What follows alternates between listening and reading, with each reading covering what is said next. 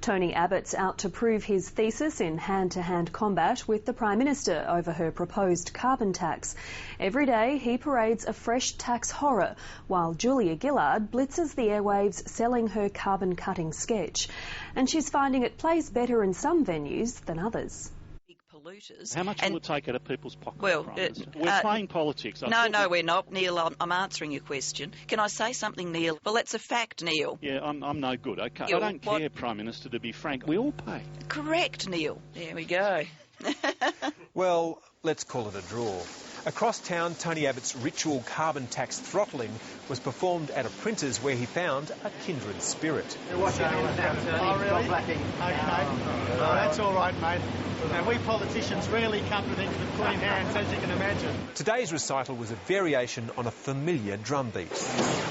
Everything you buy, which is printed, the price goes up and up. Julia Gillard's convinced that the opposition leader has made 3 tactical errors that will tell in time.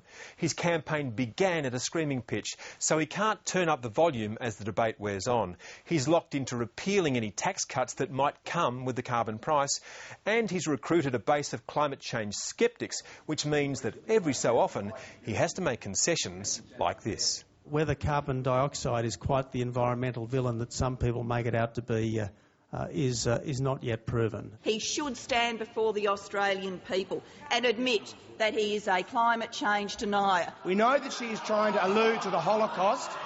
It is offensive and it must stop.